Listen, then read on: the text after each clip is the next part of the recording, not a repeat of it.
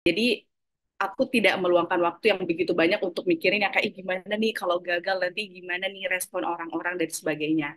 Nah, ada tiga hal sih kayak aku terapin ketika memanage ups and downs itu.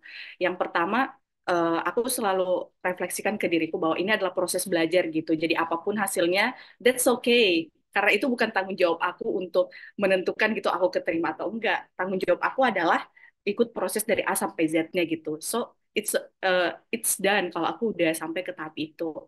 Di tahun 2023 awal, jalurnya ternyata lain gitu. Allah menakdirkan yang lain. Aku lolos ke Amerika tapi bukan melalui program itu, tapi yang lain. Jadi aku selalu percaya Kak bahwa tugas kita itu adalah mengetuk dan mengecek satu persatu pintu. Dan nanti Allah yang tentuin, nanti semesta yang tentuin di pintu mana nih kita bakalan bisa belajar lebih. Gitu sih Kak mungkin cara aku untuk mengatur ups and downs dalam hidup ini.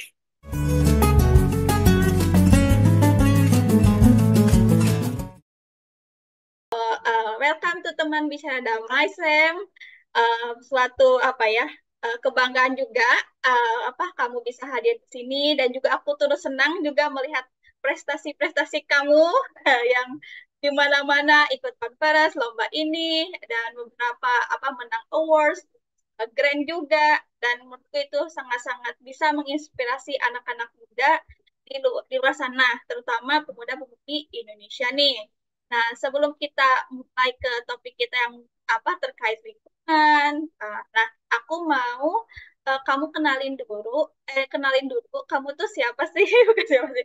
Biar orang-orang tahu tuh tahu nih Sam ini dari mana. Terus aku tahu juga beberapa prestasi kamu ke Amerika, ke Turki juga dan beberapa negara lain.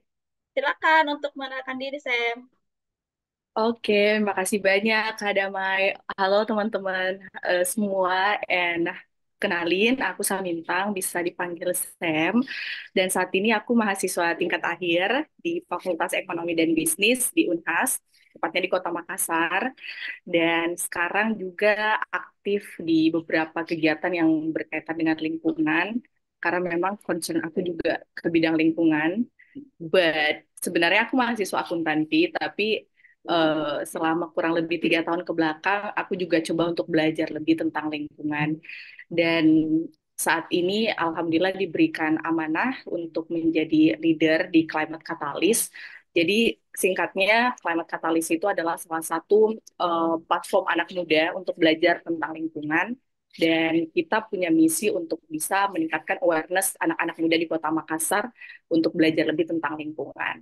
Dan di satu sisi juga, selama 2 tahun ke belakang, aku cukup aktif untuk ngerjain riset dan project tentang karbon, kemudian tentang waste management, dan juga beberapa hal yang berkaitan dengan pengembangan masyarakat. Jadi kurang lebih seperti itu teman-teman tentang aku. Thank you, Kak. Ya, keren banget kan itu dari profil Sam. Nah, kalau teman-teman juga pengen lebih tahu tentang Sam, bisa juga nanti follow IG-nya Sam karena di sana Sam juga sering bikin konten, sering apa sharing-sharing pengalaman-pengalaman Sam terkait beberapa kegiatan yang tadi di-mention oleh Sam. Nah, Sam, ini aku sangat-sangat tertarik nih. Kan kamu ini mahasiswa akhir nih ceritanya, tapi kok Benar. semangat banget ya, maksudnya kayak banyak banget kegiatan yang kamu ikutin. Karena menurutku itu gak hanya modal apa, oh pasti kamu tuh research dulu, pasti kamu menghabiskan banyak waktu tuh untuk semua-semuanya yang kamu lakuin. Nah, kenapa sih kamu istilahnya mau dan tertarik untuk aktif di berbagai kegiatan? Karena itu sangat-sangat menyita waktu, terutama mahasiswa akhir kan? Nah, itu gimana ceritanya? Oke, Kak. Jadi sebenarnya kalau dari perspektif aku ya, Kak, justru dengan status mahasiswa akhir, khususnya di semester 7 atau 8 itu, menurut aku adalah waktu yang cukup ideal untuk mengeksplor lebih banyak hal. Pertama, dari segi mata kuliah, sepertinya kalau di aku sendiri ya, Kak, di semester 7 dan 8 itu aku sudah tidak ada mata kuliah sama sekali. Hanya skripsi aja. Enggak hanya sih sebenarnya, tapi kalau dibandingkan dengan mata kuliah yang lain ya Kak, aku merasa itu menjadi jauh lebih mudah untuk mengatur waktu. Jadi uh, aku memilih di tingkat akhir menjadi lebih aktif itu karena alasan itu yang pertama. Aku merasa lebih leluasa untuk memilah, untuk belajar, untuk meriset berbagai opportunity yang ada. Terus alasan yang kedua, aku percaya ya Kak, bahwasanya kalau kita melihat ada opportunity yang ada, itu harus kita ambil dan itu harus kita coba selagi kita memenuhi syarat. Karena aku lebih memilih coba dan gagal daripada aku nggak coba dan aku menyesal 7 hari 7 malam gitu Kak. Jadi aku ngerasa kayaknya selagi syaratnya memenuhi, kemudian aku memenuhi persyaratan yang ada, kemudian berkas-berkasnya bisa aku kejar, aku bisa mempelajari programnya jauh-jauh hari, aku merasa itu penting untuk aku ambil karena aku juga memperhitungkan manfaat tangible sama non tangible-nya. Hal-hal yang sifatnya fisik yang bisa aku dapat manfaatnya dan juga hal-hal yang non fisik. Jadi for example kalau kita ikut satu kegiatan atau program A lah misalnya, pastikan ada benefit yang mereka tawarin, baik dari segi orang-orang yang bakalan ngajarin kita, fellows yang bakalan kita temui, kemudian materi-materi terbaru yang bakalan kita pelajarin, dan juga apalagi kalau misal program-program yang sifatnya in person, banyak banget program fully funded yang mau menerbangkan kita dari rumah kita sampai ke negara tempat penyelenggaranya misalnya kayak gitu. Jadi aku ngerasa Kak bahwa itu adalah panggilan untuk kita belajar lebih dengan berbagai opportunity yang ada. Apalagi kegiatan-kegiatan berbau lingkungan yang aku ikuti selama ini, banyak dari mereka yang memberikan fasilitas yang luar biasa gitu dari uh, kita diberikan apalagi namanya akomodasi, kemudian flight ticket juga, kemudian kesempatan belajar dengan tokoh-tokoh yang mungkin selama ini aku cuma bisa lihat profilnya di media sosial gitu, tapi dengan adanya kegiatan itu aku bisa nih tatap muka sama mereka gitu. Jadi dua alasan utama itu sih Kak yang membuat aku pada akhirnya mau dan meluangkan waktu aku di sela-sela ngerjain skripsi, ngerjain beberapa project, tapi masih bisa ikut beberapa kegiatan-kegiatan kapasitas diri lah kayak gitu Kak. Wah, keren banget. Sumpah kayak, oh ini mendingan aku coba nih, coba, terus gagal daripada nanti menyesalnya bisa 1 minggu. Oke, mendingan aku coba, terus gagal daripada nggak sama sekali. Terusan juga mumpung semester akhir-akhir ini agak-agak saya karena nggak ada mata kuliah, jadi kamu ya udah ambil kesempatan yang ada gitu. Nah, di eh, aku juga tahu nih yang tadi kamu bilang coba dulu gagal nggak apa-apa. Ada nggak sih perasaan kamu kayak ups and down-nya? Maksudnya kayak di titik pastilah apply kan nggak semuanya di accept gitu. Nah, bagaimana kamu handle situasi yang memang agak kurang menyenangkan lah, failure lah gitu kalau kita bilang ya. Terus gimana pendapat kamu? Hmm. That's why ya Kak, ketika aku mencoba menerapkan time management, aku selalu berusaha menerapkan stress management juga.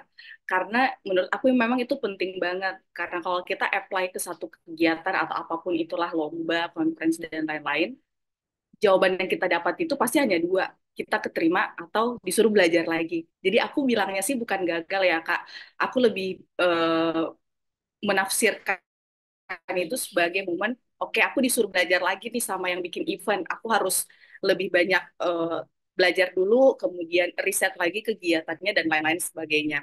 Jadi setiap kali aku mencoba satu opportunity A, B, C dan sebagainya, aku memang tanami di kepala aku bahwasanya apapun hasilnya, ya itu pasti yang terbaik gitu untuk aku gitu. Jadi aku tidak meluangkan waktu yang begitu banyak untuk mikirin ya kayak gimana nih kalau gagal nanti gimana nih respon orang-orang dan sebagainya. Nah, ada 3 hal sih kayak aku terapin ketika memanage ups and downs itu. Yang pertama, aku selalu refleksikan ke diriku bahwa ini adalah proses belajar gitu. Jadi apapun hasilnya, that's okay. Karena itu bukan tanggung jawab aku untuk menentukan gitu aku keterima atau enggak. Tanggung jawab aku adalah ikut proses dari A sampai Z-nya gitu. So it's done kalau aku udah sampai ke tahap itu. Terus yang kedua, uh, ini yang aku terapin selama 2 atau 3 tahun ke belakang ya Kak. Ketika aku mencoba satu opportunity yang ada, aku berusaha untuk mengkeep itu ke diri aku sendiri atau at least ke orang-orang yang benar-benar aku percaya Kak. Dan ini juga udah divalidasi sih di beberapa buku. Kalau misal kita mencoba satu hal, ada baiknya itu kita mengkeep itu untuk diri kita sendiri dulu. Apalagi kalau misal masih dalam tahap proses ya Kak. Karena ada beberapa hal yang aku pertimbangkan. Pertama, ekspektasi dari orang lain. Yang kedua, nggak semua orang itu happy dengan apa yang kita kerjain. Yang pertama kan kalau kita nginfo ini bahwa, ih aku lagi apply ini nih, aku lagi ikut proses ini nih. Nggak semua orang itu bisa memberikan afirmasi positif gitu. Ada mungkin yang memberikan judge dan sebagainya, dan itu bisa mempengaruhi semangat kita ketika dalam proses itu. Dan aku nggak mau kayak ada distraksi kayak gitu dalam proses yang aku jalanin. Terus yang kedua, kembali lagi, nggak semua orang benar-benar bisa memberikan support ketika kita ikut satu proses gitu. Karena kembali lagi cara orang memaknai apa yang kita kerjakan itu bisa aja beda-beda. So, paling amannya itu adalah kita mengkeep untuk diri kita sendiri, sembari kita fokus untuk ngerjain. Karena di satu buku yang aku baca, Kak, itu mengatakan bahwa kalau misal kita dalam satu proses tertentu, dan kita istilahnya membagikan itu ke terlalu banyak orang, itu bisa mendistraksi kita dan seolah-olah mendorong kita berpikir kayak gini, wah aku udah sampai di proses ini nih, aku udah hebat banget nih, aku udah sampai di titik ini tuh udah ini. Nah, padahal sebenarnya kita masih ada di tracknya gitu, kita masih ada di satu proses, belum sampai ke hasilnya. Nah, aku nggak mau ada perasaan-perasaan takabur kayak gitu sebenarnya, Kak. Terus yang terakhir, hmm, aku percaya, Kak, bahwasanya ketika pun aku belum mendapatkan satu opportunity, itu bukan berarti karena kita nggak capable, tapi itu justru menandakan bahwa kita diminta untuk belajar lebih lagi. Mungkin for example-nya Kak kayak gini. Di tahun 2012 sampai 2021 akhir, itu adalah momen di mana aku sangat berusaha keras untuk bisa ke Amerika Serikat. Aku tuh udah coba 5 sampai 6 kali beasiswa yang sama ke Amerika, dan di percobaan itu nggak ada satupun yang lolos gitu. Di luar dari opportunity yang lain ya, Kak. Nah, jadi di momen itu tuh aku sempat overwhelmed juga ya, Kak. Aku mikir yang kayak, aduh, ini programnya nih kayaknya udah head aku banget nih. Kayaknya aku nggak bisa lolos gitu kan, dan sebagainya. Banyak sih, Kak, pemikiran-pemikiran yang aku rasa tidak baik pada saat itu. Tapi ada satu momen di mana akhirnya aku menyadari bahwa bukan karena aku nggak oke, tapi memang aku hanya disuruh untuk belajar lagi. Dan akhirnya di tahun 2023 awal, jalurnya ternyata lain gitu. Allah menakdirkan yang lain. Aku lolos ke Amerika tapi bukan melalui program itu, tapi yang lain. Jadi aku selalu percaya, Kak, bahwa tugas kita itu adalah mengetuk dan mengecek satu persatu pintu. Dan nanti Allah yang tentuin, nanti semesta yang tentuin di pintu mana nih kita bakalan bisa belajar lebih. Gitu sih, Kak, mungkin cara aku untuk mengatur ups and downs dalam hidup ini. Wah, keren banget dong. Tadi aku nangkep beberapa poin. Pertama, nggak ada tuh yang namanya kegagalan, tapi kita disuruh belajar lagi. Terus kedua, barangkali eh, pintu yang kita ketuk itu bukan pintu buat kita. Jadi kita cari pintu-pintu Bener. yang lain yang possible. Oke, keren banget sih, Sam. Nah, dan juga tadi kamu bilang, oh ternyata usaha kamu juga nggak main-main ya, persisten gitu. Persisten dengan dream kamu. Sampai pada akhirnya kamu dapat kesempatan untuk pergi ke Amerika di program yang lain. Nah, berdasarkan tadi yang kamu ceritakan, ada nggak sih kayak di antara banyaknya kegiatan itu, experience mana yang paling-paling yang kamu, ih sangat berkesan banget deh buat diri kamu, nggak hanya secara apa ya, perkembangan apa personal kamu, tapi secara emosional juga, ih kayaknya the best gitu. Nah itu yang mana nih? Oke, sebenarnya banyak banget ya, Kak, kalau pengalaman-pengalaman yang mengesankan. Tapi kalau harus memilih satu, mungkin yang